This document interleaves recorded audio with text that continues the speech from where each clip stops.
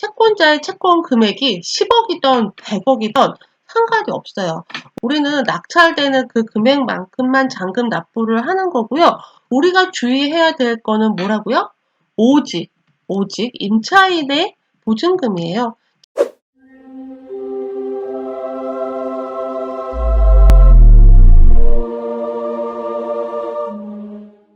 자, 이번 주 온라인 트레이닝 멤버분들의 과제에 대한 피드백 계속하고 있어요.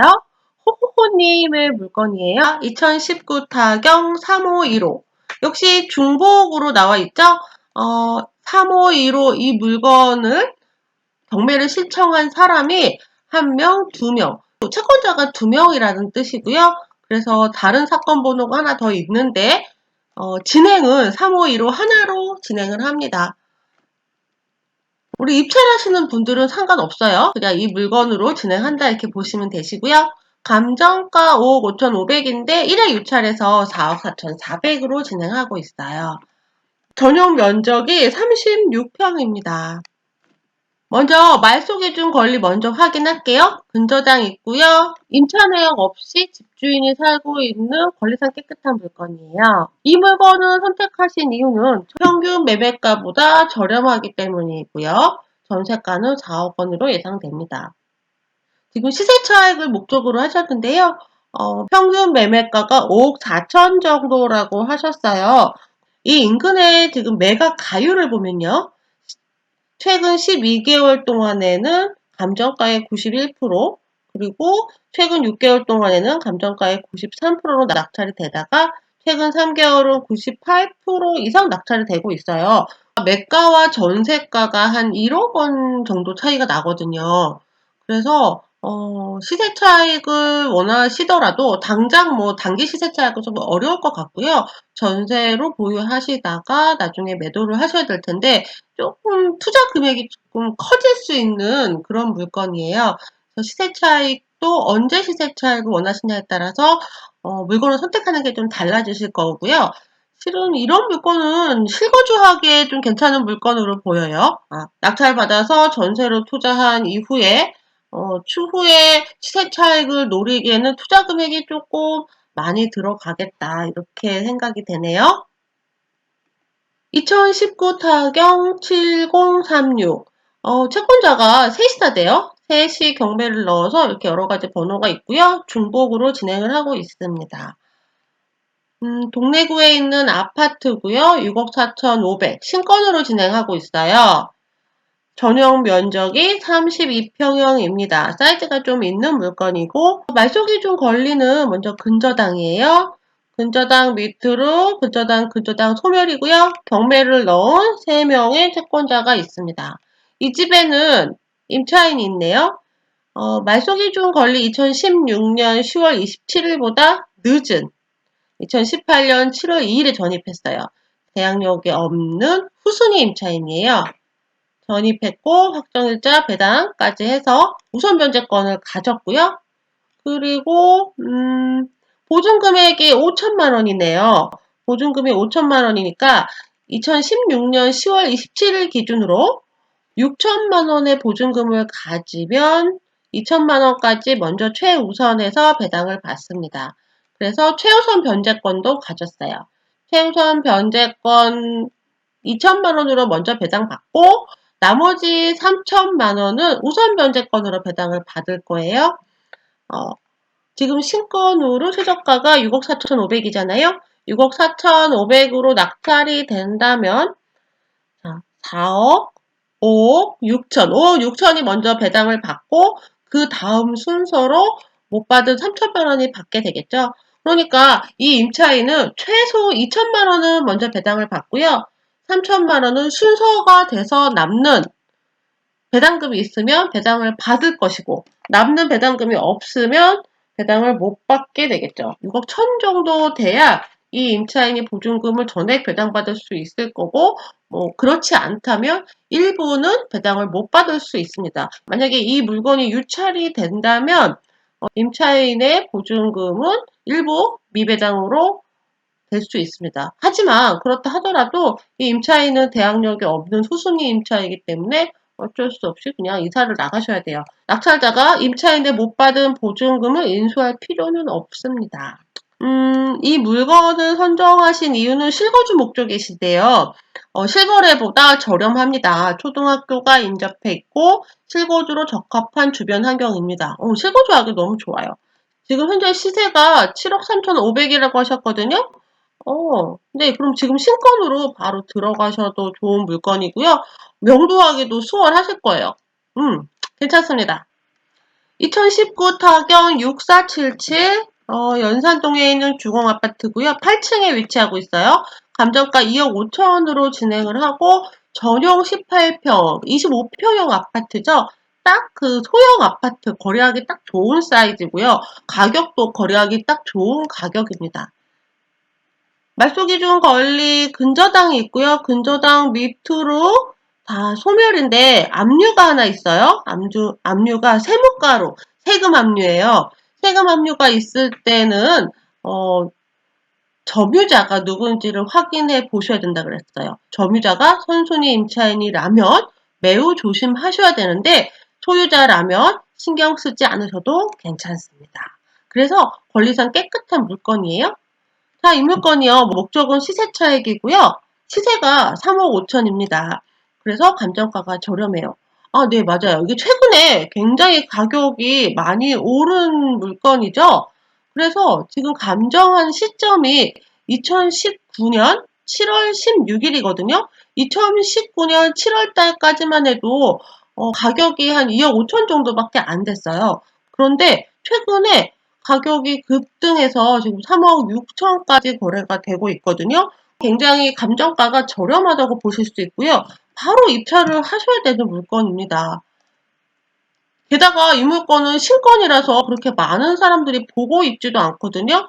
호호호님, 부산에 있는 물건들로 골라주셨는데요. 실거주용 목적도 좋고요. 그리고 이 물건 시세차익 물건도 좋습니다. 잘하셨어요. 자, 이번에는 나라라방님 물건이에요.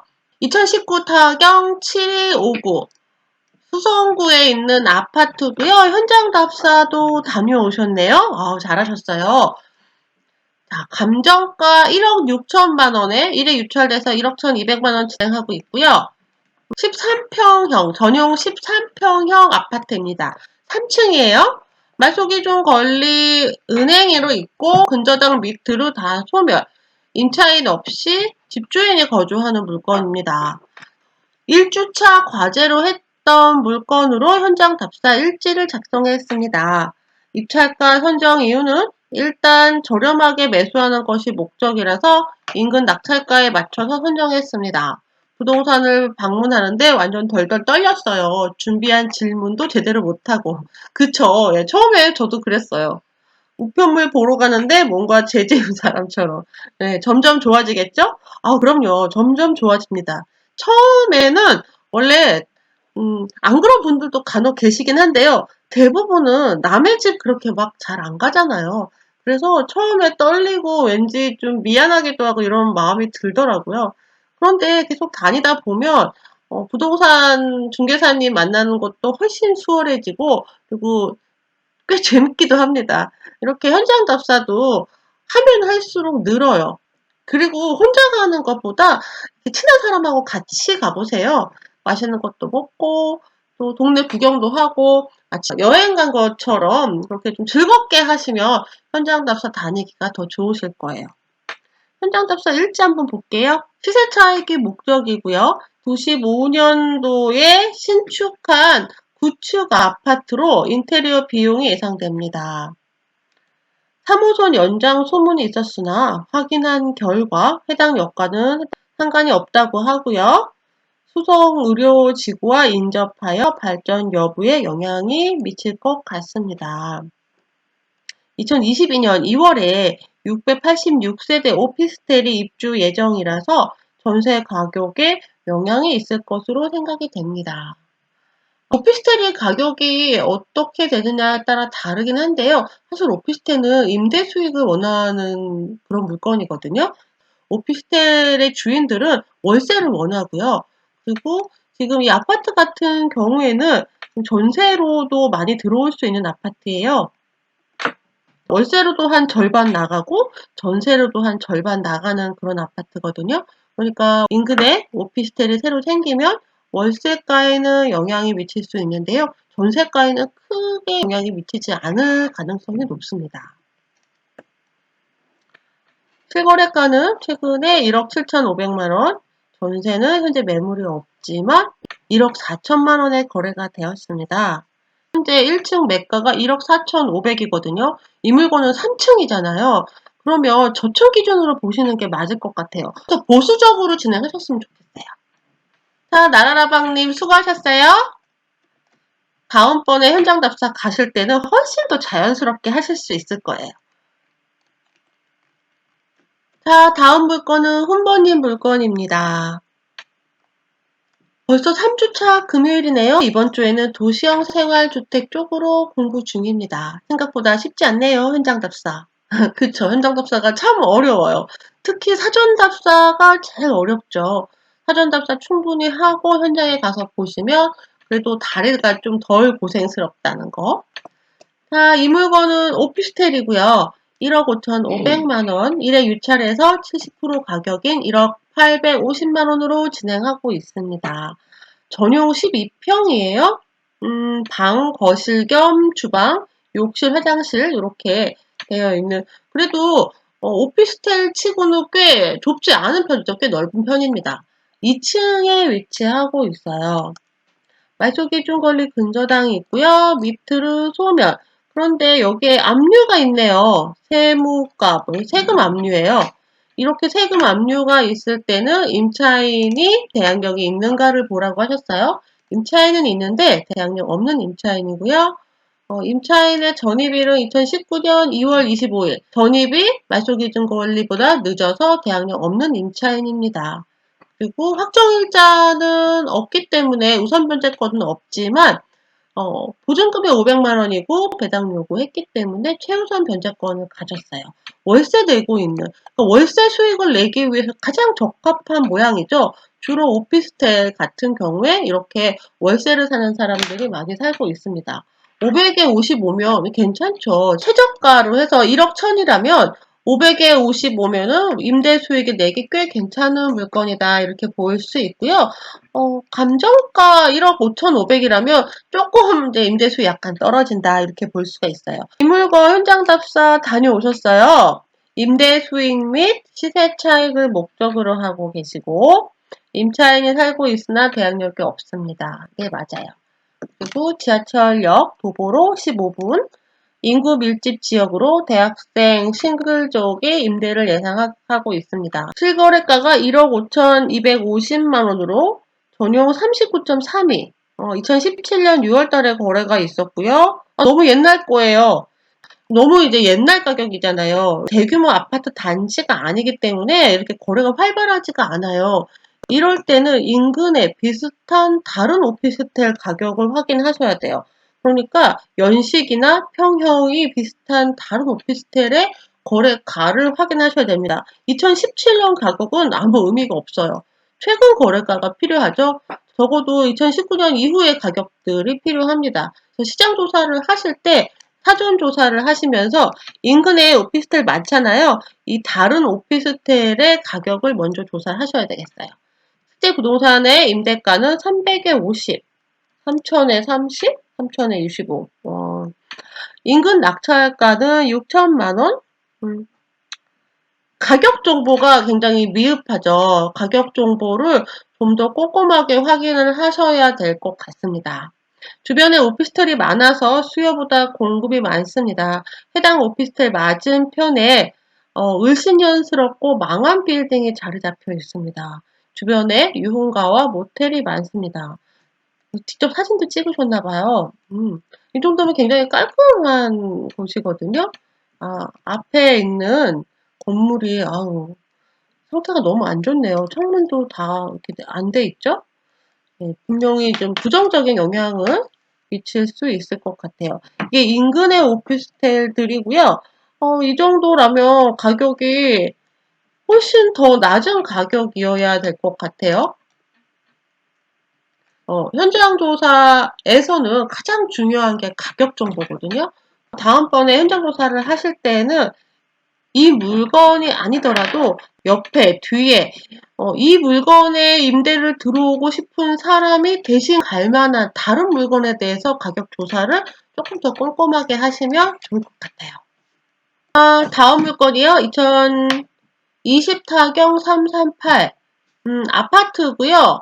감정가 6,200만 원입니다. 전용이 4평이에요. 용도는 아파트지만 원룸 같은 곳이다. 이렇게 보시면 될 것 같아요.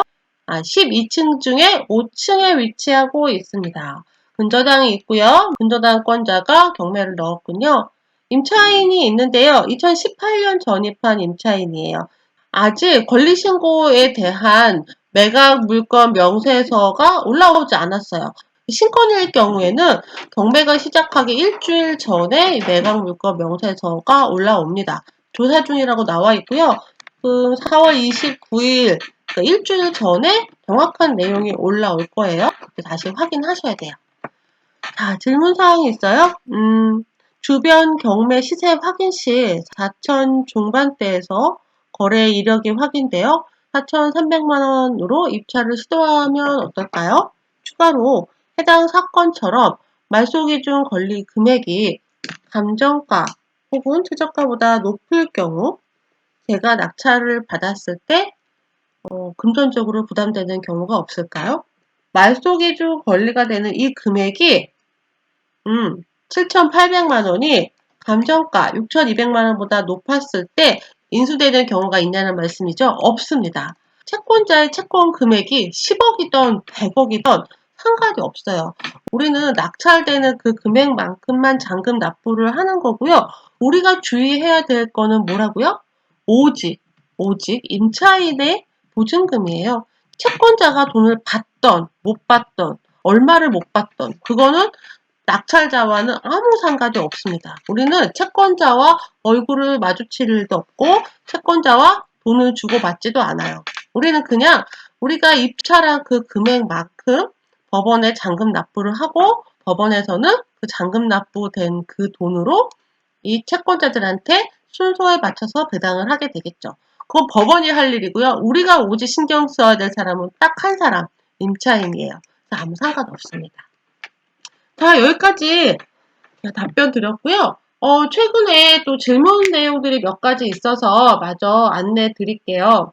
고민 내용을 질문 주셨는데요. 얼마를 써야 될지 모르겠네요. 그래서 A 가격, B 가격 막 올려주셨어요. 꼭 낙찰을 받고 싶다면 선생님께서는 어떻게 하시겠어요? 느낌, 예감 이런 것들 좀 조언해 주세요. 이렇게 말씀해 주셨어요.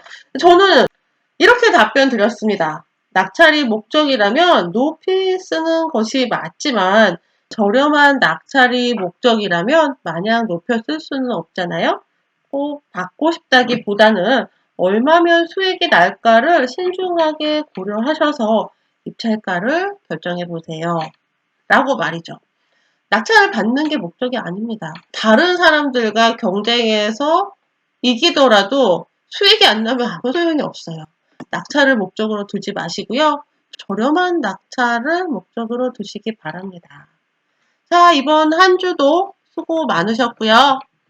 물건 많이 보시고요. 현장 답사, 사전 답사 꼼꼼하게 체크도 많이 해보세요. 파이팅하는 한 주 되세요. 안녕!